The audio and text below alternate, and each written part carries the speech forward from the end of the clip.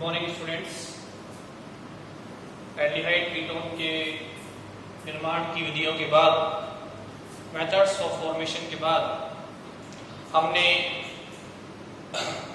इनके physical properties को discuss किया और एल्डिहाइड कीटोन की फिजिकल प्रॉपर्टीज में हमने देखा कि जो फॉर्मल्डिहाइड है वो तो गैसियस नेचर का होता है और जो एसिटाल्डिहाइड है वो लिक्विड फॉर्म में होता है। जो लोअर एल्डिहाइड्स हैं वो उनकी जो स्मेल होती है वो टॉक्सिक नेचर की होती है। एक तरीके से उनका जो स्मेल होता है वो एक टॉक्सिक नेचर में होता है और जो हायर एल्डिहाइड्स हैं वो फ्रूटी स्मेल के होते हैं एक तरीके से और परफ्यूम्स वगैरह में यूज में आते हैं। तो फिजिकल प्रॉपर्टीज में सबसे पहले है फिजिकल प्रॉपर्टीज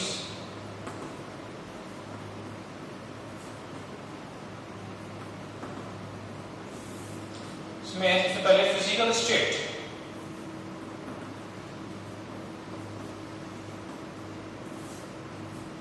क्लियर? सो फॉर्मल्डिहाइड जो होता है वो गैसियस नेचर का होता है और इसका 40% सॉल्यूशन क्या होता है? फॉर्मेलिन, जो भी लैब्स में स्पेसिमेन को उसके अंदर ऑक्यूपाई किया जाता है, जूलॉजी लैब में जो स्पेसिमेन होते हैं उनको फॉर्मेलिन में डिप करके रखते हैं और फॉर्मल्डिहाइड का 40% सॉल्यूशन वाटर में वो कहलाता है फॉर्मेलिन। ठीक है? एसिटाल्डिहाइड एक लिक्विड है। एसिटाल्डिहाइड क्या है? लिक्विड है। C11 तक के जो एल्डिहाइड्स होते हैं वो क्या होते हैं? लिक्विड नेचर के होते हैं। अब वो C11 क्या होंगे? सॉलिड नेचर के होते हैं। ठीक है? तो अब वो C11 क्या होंगे? सॉलिड नेचर के होंगे। इनको हम परफ्यूम्स वगैरह में यूज में लेते हैं। कीटोन्स जो होते हैं, कीटोन में देखो, कीटोन में लिक्विड नेचर के होते हैं C11 तक। अब वो C11 क्या होंगे? सॉलिड। क्लियर है? और ये परफ्यूम्स वगैरह में भी यूज में आते हैं।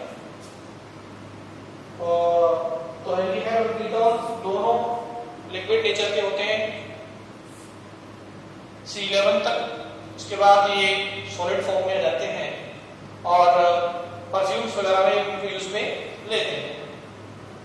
आप नोट कीजिए कि प्रॉपर्टीज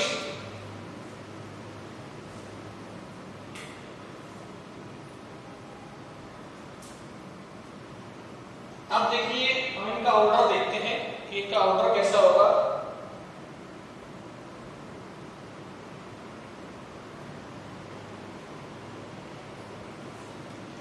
थोड़ा एल्डिहाइड का जो ऑर्डर होता है वो थोड़ा अनफेयर सा होता है। ठीक है? टॉक्सिक होता है। बट जो लोअर एल्डिहाइड्स है, जो हायर एल्डिहाइड्स है, उनका फ्रूटी स्मेल होता है। ऐसे कीटोन्स का भी फ्रूटी नेचर होता है, फ्रूटी ऑर्डर होता है और इन्हें हम परफ्यूम्स वगैरह में यूज में लेते हैं। ठीक है? तो नेक्स्ट है order. It was the physical state.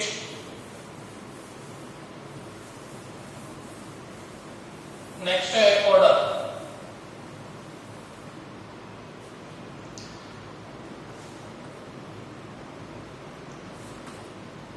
ठीक है? तो लोअर एल्डिहाइड्स का जो ऑर्डर होता है वो अनफेयर सा होता है थोड़ा सा। ठीक है?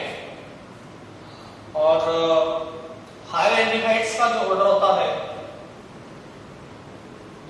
वो फ्रूटीज ऑर्डर होता है।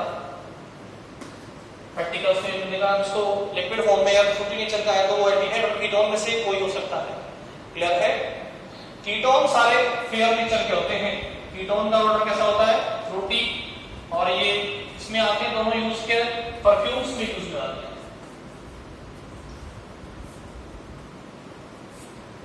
ठीक है, तो ये परफ्यूम्स में यूज में आएंगे क्योंकि इनका ऑर्डर थोड़ा फेयर होता है। ये क्या है? फिजिकल स्टेट के बाद उनका ऑर्डर है,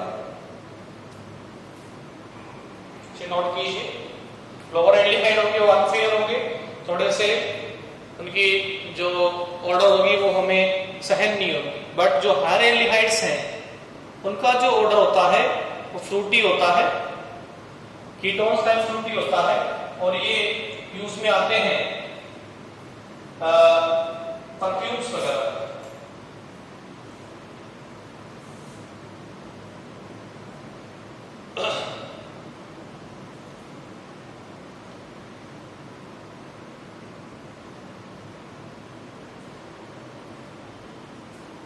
अब देखिए ऑर्डर की बात देखते हैं इनका बॉइलिंग पॉइंट। तो बॉइलिंग पॉइंट जो होता है, इनका जो बॉइलिंग पॉइंट होता है वो नेक्स्ट है बॉइलिंग पॉइंट।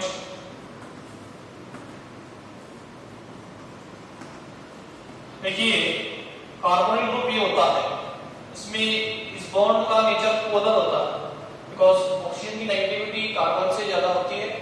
सो इलेक्ट्रॉन यहां मूव करेंगे ऑक्सीजन की ओर, तो ऑक्सीजन पे नेगेटिव चार्ज, कार्बन पे पॉजिटिव चार्ज। तो ये दूसरा मॉलिक्यूल भी पोलर होता है। तो मॉलिक्यूल्स में आपस में क्या होता है? Intermolecular association. ठीक है, due to inter molecular association इनके जो बॉइलिंग पॉइंट होते हैं वो हायर होते हैं as compare to alkane and ether. But boiling point क्या होंगे?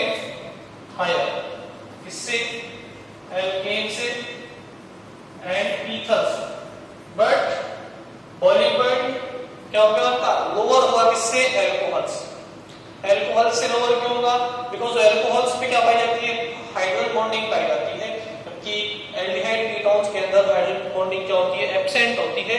सो due to absence of hydrogen bonding only intermolecular association they have a lower boiling point than alcohol, but they have higher boiling point than alkane and ether.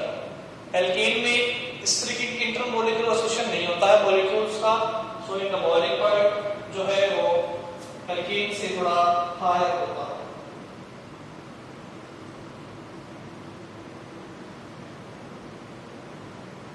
Clear है? So aldehyde ketone have polar carbonyl group में क्या होता है? Polar carbonyl group होता है।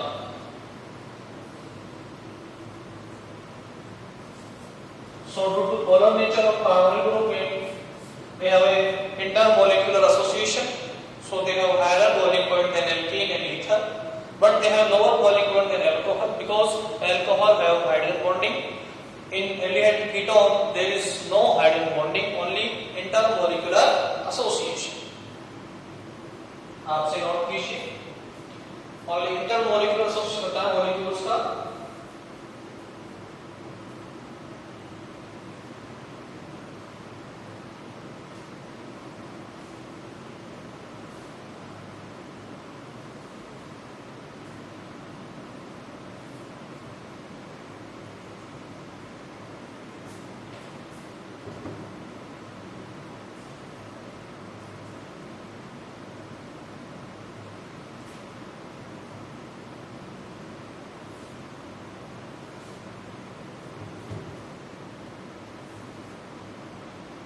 अब देखिए next इनका solubility.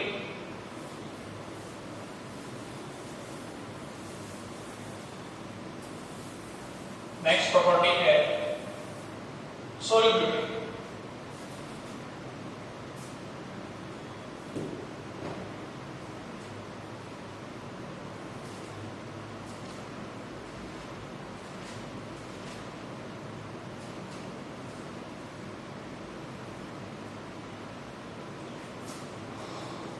they are slightly soluble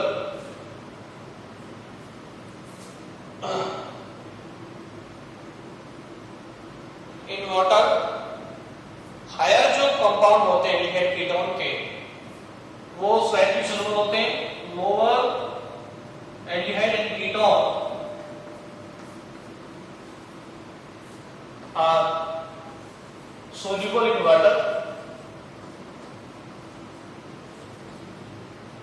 but higher aldehyde and ketone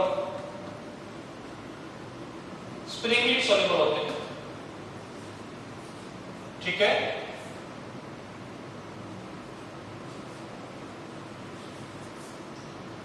देखिए लोअर एल्डिहाइड और कीटोन क्या होते हैं, सोल्यूबल होते हैं वाटर में, जबकि हायर एल्डिहाइड कीटोन क्या होंगे, स्प्रिंगली सोल्यूबल होंगे.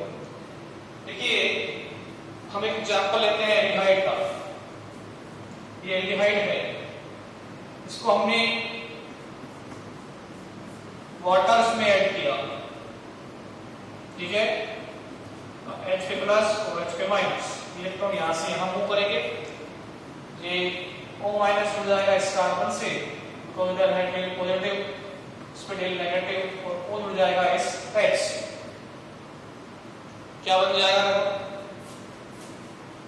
RCH OH OH. ठीक है. O से जुड़ गया H, C से जुड़ गया OH.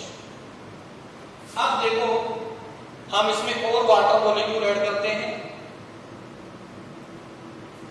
XH2. ठीक है, जितनी नीड हो. अब देखो ये वाटर मॉलिक्यूल इससे फिर अट्रैक्ट होगा, इससे भी अट्रैक्ट होगा. क्या बन जाएगा, RCH OH dash OH H. ऐसे ही इधर HO, इससे ये वाटर से ये भी अट्रैक्ट होगा इस तरीके से. तो ये क्या बनाते हैं, हाइड्रेट. क्या बना देते हैं, लोअर एल्डिहाइड हाइड्रेट बनाते हैं वाटर के साथ, और ये वाटर में इजीली क्या होते हैं, सोल्यूबल होते हैं. देखो जितना लोअर साइज होगा एल्की ग्रुप का, लोअर साइज इसका एल्की ग्रुप का R का, उतना इजीली क्या होगा, इस वाटर का एडिशन होगा इस कार्बन पे, और उतना इजीली क्या बना पाएंगे, हाइड्रेट बना पाएंगे. हायर एल्डिहाइड्स और कीटोन में क्या होता है, हायर एल्डिहाइड्स और कीटोन में क्या होगा, एल्किल चेन बढ़ती जाएगी. इस वाटर मॉलिक्यूल को इस कार्बन पे ऐड होने में डिफिकल्टी क्रिएट होगी, स्टेरिक हिंड्रेंस आएगा इसको ऐड होने में. सो ये क्या होते हैं, लेस सोल्यूबल होते हैं. आपसे ड्रॉ कीजिए कि जो लोअर एल्डिहाइड्स है उनमें एल्किल ग्रुप का साइज बहुत स्मॉल होता है, वो इजीली वाटर को कार्बन पे ऐड कर लेते हैं, जबकि हायर एल्डिहाइड और कीटोन में एल्किल ग्रुप का लार्ज साइज होता है, वो स्टेरिक हिंड्रेंस डेवलप करता है वाटर को ऐड कार्बन पे ऐड होने के लिए, जिससे कि हाइड्रेट के फॉर्मेशन में डिफिकल्टी क्रिएट होती है. तो हम इसको ऐसे एक्सप्लेन कर सकते हैं कि लोअर कार्बोनिल कंपाउंड वाटर के साथ हाइड्रेट का फॉर्मेशन करते हैं, जबकि हायर एल्डिहाइड कीटोन में एल्किल ग्रुप का साइज लार्ज होने की वजह से वो हाइड्रेट परफेक्टली नहीं ऑब्टेन कर पाते. सो वो क्या होते हैं, लेस वाटर सोल्यूबल होते हैं.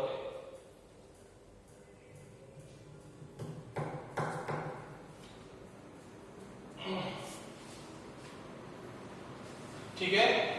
तो ये होगी एल्डिहाइड कीटोन की फिजिकल प्रॉपर्टीज, जिसमें हमने देखा सबसे पहले इनका फिजिकल स्टेट, और फिर देखा हमने इनका ऑर्डर, फिर देखा हमने इनका बॉइलिंग पॉइंट, और लास्ट में हमने देखा इनकी सोल्यूबिलिटी. ठीक है.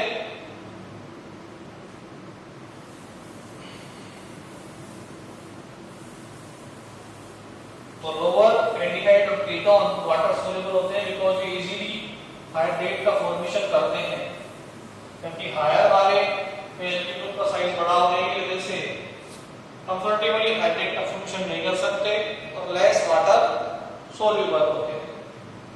नेक्स्ट है general properties of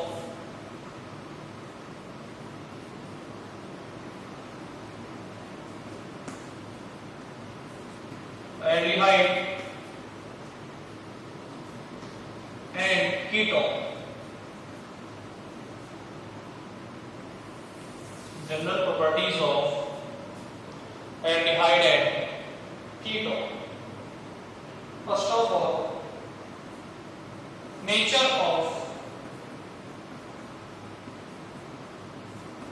carbonyl carbon. Nature of carbonyl carbon. C. In carbonyl group, carbon and oxygen both are sp2 hybrid. इसमें देखो ये तीन एटम से बॉन्ड बना रहा है, इधर इधर और इधर हो से। इसमें देखो दो लोन पेयर और ये बॉन्ड पेयर, तो 2 + 1 3 क्या होगा इसके पास हाइब्रिड ऑर्बिटल। तो ये भी कैसा है, sp2 हाइब्रिड है। अब देखिए इसमें सिग्मा बॉन्ड तो बन रहे हैं sp2 sp2 ओवरलैपिंग से, और जो पाई बॉन्ड बन रहा है ये वाला, ये बन रहा है तो इसका pz खाली, इसका pz npt है, इसका भी npt, दोनों के ओवरलैपिंग से क्या बन रहा है, पाई बॉन्ड का फॉर्मेशन हो रहा है। तो देखिए इस तरीके से ऑक्सीजन के अंदर कार्बन ग्रुप में इस तरीके से ये पाई बॉन्ड बन रहा है। यहाँ पे क्या है, लॉन पेयर्स, ठीक है। और कार्बोनिल ग्रुप में ये जो पाई बॉन्ड बन रहा है ये p ऑर्बिटल्स की ओवरलैपिंग से बन रहा है, ठीक है। p ऑर्बिटल्स की ओवरलैपिंग कैसे, ये कार्बन का p ऑर्बिटल, ये ऑक्सीजन का, दोनों pz दोनों में कर रहे हैं, तो इनसे क्या बन रहा है, पाई बॉन्ड बन रहा है, ये वाला पाई बॉन्ड। ये सिग्मा होता है और ये क्या होता है, पाई।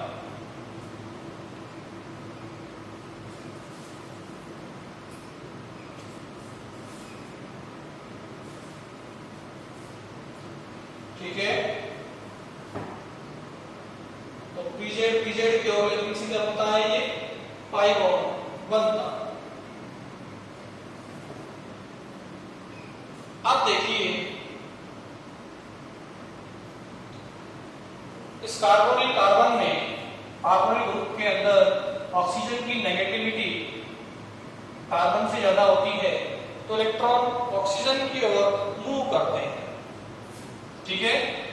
मूव करेंगे तो क्या बन जाएगी इसकी मैग्नेटिक स्ट्रक्चर, ओपी क्या आ जाएगा, एक्स्ट्रा इलेक्ट्रॉन पेयर आ जाएंगे, और क्या आ जाएगा, नेगेटिव चार्ज।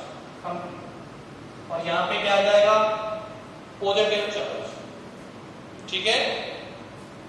अब देखो ये वापस यदि इधर आ जाए तो ये स्ट्रक्चर बन जाएगी। तो दोनों क्या है, वाइस वर्सा है। कार्बोनिल ग्रुप की दो क्या पाई जाती है, रेजोनेटिंग स्ट्रक्चर्स पाई जाती हैं, ठीक है। अगर ये वापस इधर मूव कर जाए तो क्या बन जाएगा, ये कार्बन ग्रुप। तो due to electronic negativity difference, carbon की नेगेटिविटी होती है 2.5 और इसकी होती है 3.5।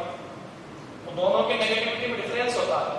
इलेक्ट्रॉन ऑक्सीजन की ओर मूव करते हैं, इससे कार्बन पे क्या आएगा, पॉजिटिव चार्ज, ऑक्सीजन पे क्या आएगा, नेगेटिव चार्ज। इससे बॉन्ड में क्या आ जाते हैं, आयोनिक करेक्टर, क्या आ जाएंगे, आयोनिक करेक्टर।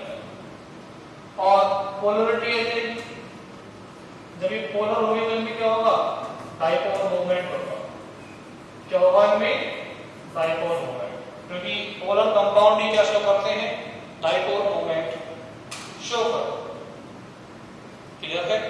तो आप इनका स्ट्रक्चर बनाएं कार्बोनिल ग्रुप का, इसकी दो क्या बनाएं, रेजोनेटिंग स्ट्रक्चर्स बनाएं, किस तरीके से ये रेजोनेंस कर रहा है, ठीक है।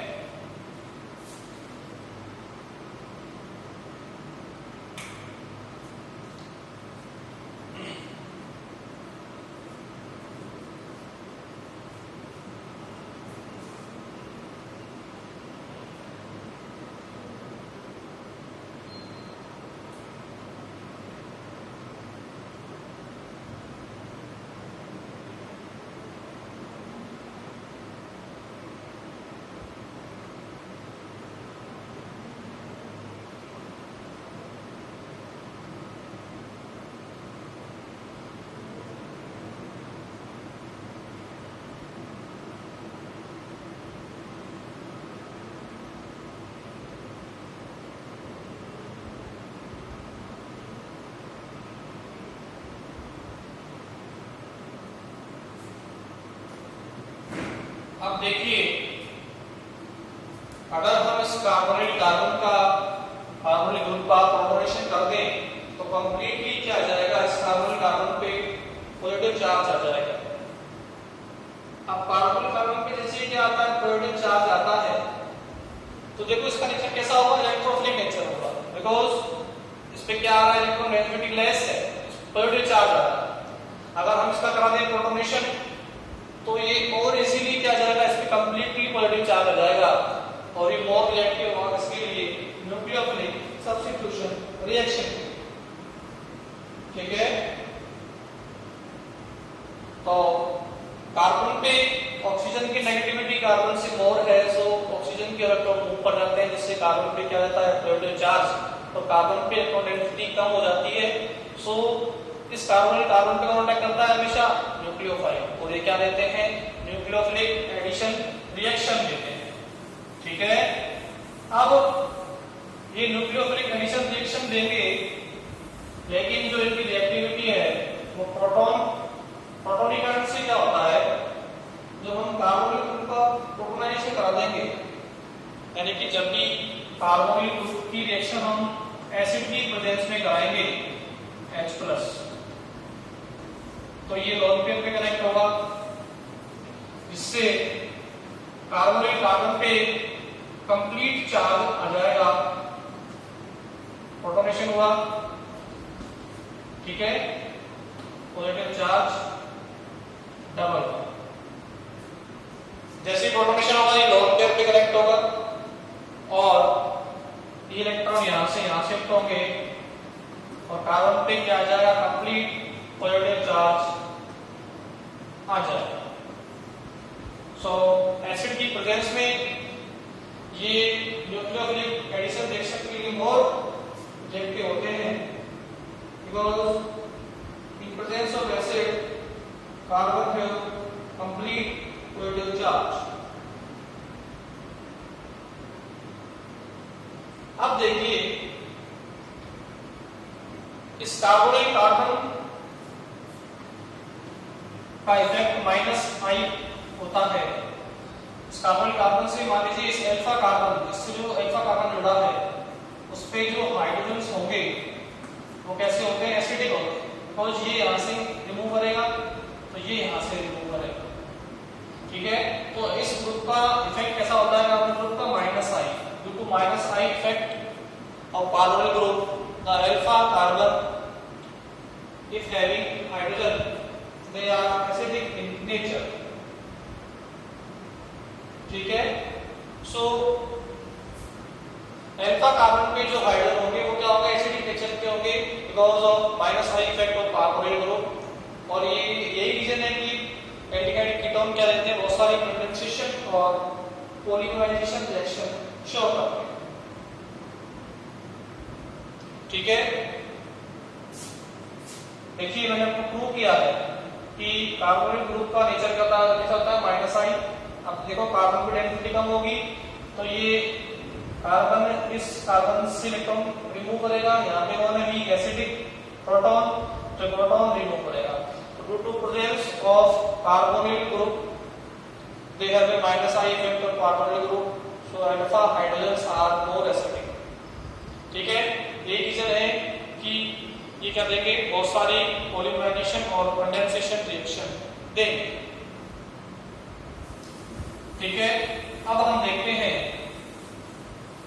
हमने दो चीजें देखी था कि कार्बोनिल ग्रुप के प्रोटोनेशन से, यानी कि कार्बोनिल ग्रुप एसिडिक मीडियम में उन पर कार्बन पर कंप्लीट पॉजिटिव चार्ज आता है और वैसी कंडीशन में और भी ज्यादा रिएक्टिव हो जाता है न्यूक्लियोफिलिक एडिशन रिएक्शन के लिए। दूसरा, कार्बोनिल ग्रुप के -I इफेक्ट की वजह से जो अल्फा कार्बन यदि प्रेजेंट है कार्बोनिल ग्रुप में तो उसके जो हाइड्रोजन्स होंगे वो मोर एसिडिक हो जाते हैं।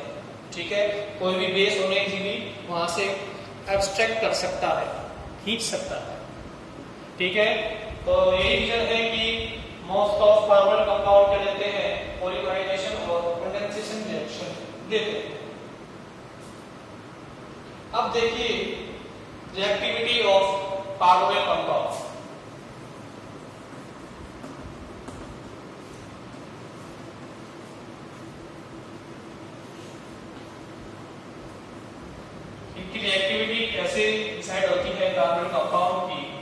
वो मैं आपको शो कर रहा हूं। देखिए मैंने बताया आपको कि कार्बोनिल ग्रुप क्या देते हैं, ऑलवेज क्या देंगे, न्यूक्लियोफिलिक एडिशन रिएक्शन देंगे, कार्बन पे पॉजिटिव चार्ज, ऑक्सीजन पे नेगेटिव चार्ज। क्लियर? आप देखिए इनसे ऑलवेज कौन कनेक्ट होगा, न्यूक्लियोफाइल। अब जितना ज्यादा कार्बन पे इलेक्ट्रॉन डेंसिटी कम होगा वो उतना ही ज्यादा रिएक्टिव होगा न्यूक्लियोफिलिक एडिशन रिएक्शन की। ठीक है, तो इस कार्बोनिल ग्रुप से यदि इस पोजीशन पर ये वाली पोजीशन, इस वाली पोजीशन पे या इस वाली पोजीशन पे जितने ज्यादा कौन देंगे इलेक्ट्रॉन विड्रॉइंग ग्रुप, यानी कि माइनस आई इफेक्ट वाले ग्रुप, उतना ज्यादा क्या होगा, इस कार्बन का इलेक्ट्रॉन डेंसिटी इतनी ज्यादा कम होगी और ये क्या होगा, मोर रिएक्टिव होगा न्यूक्लियोफिलिक एडिशन रिएक्शन। ठीक है, तो यदि कार्बोनिल ग्रुप के दोनों साइड माइनस आई इफेक्ट वाले ग्रुप बढ़ेंगे तो कार्बोनिल कार्बन पे इलेक्ट्रॉन डेंसिटी और ज्यादा क्या होगी, कम होगी। ठीक है, माइनस आई इधर भी माइनस आई, तो डेंसिटी कार्बन पे और ज्यादा कम होगी और ये जितनी ज्यादा कार्बन पे इलेक्ट्रॉन डेंसिटी कम होगी ये उतना ही मोर रिएक्टिव होगा न्यूक्लियोफिलिक एडिशन रिएक्शन। तो माइनस आई इफेक्ट वाले ग्रुप यदि कार्बन से कनेक्ट है इन दोनों वैलेंसीज पर तो वो इनकी रिएक्टिविटी को इंक्रीज कर दे। अगर हमने कौन जोड़ दिए, जैसे कि हमने जोड़ा CH3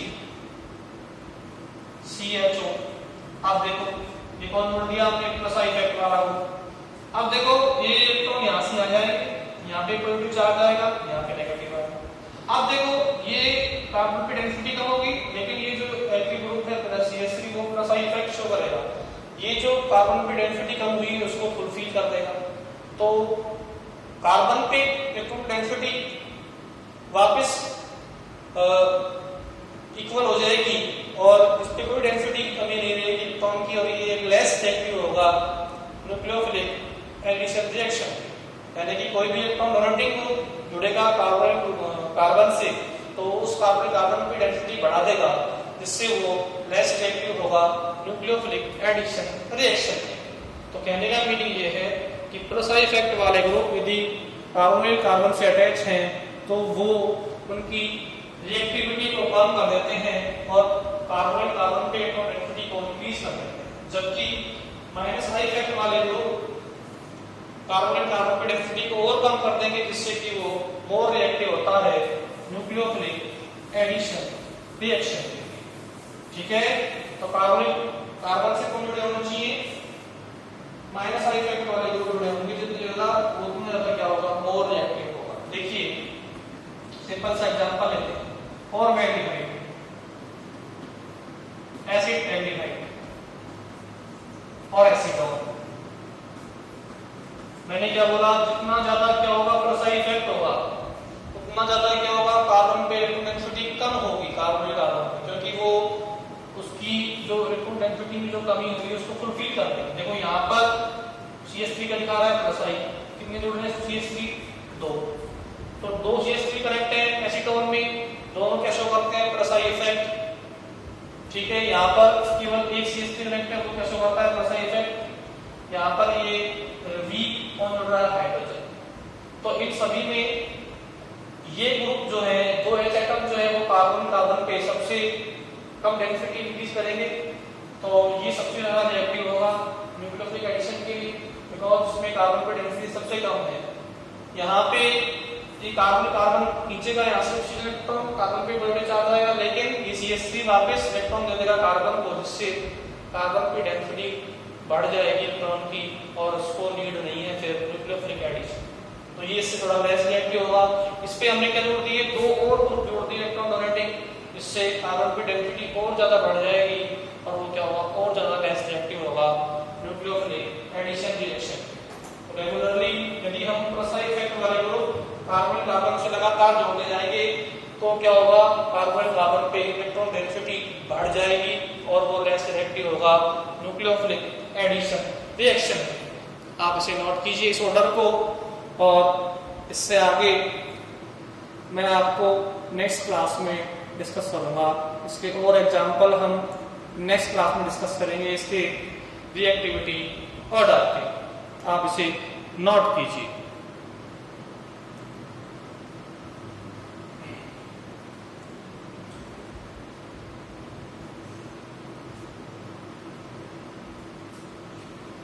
पहले इसको, फिर इसका रिएक्टिविटी ऑर्डर और सबसे कम इसका। जितनी ज्यादा माइनस आई वाले को जुड़ेंगे उतनी ज्यादा क्या होगी, इनकी रिएक्टिविटी होगी न्यूक्लियोफिलिक एडिशन रिएक्शन की।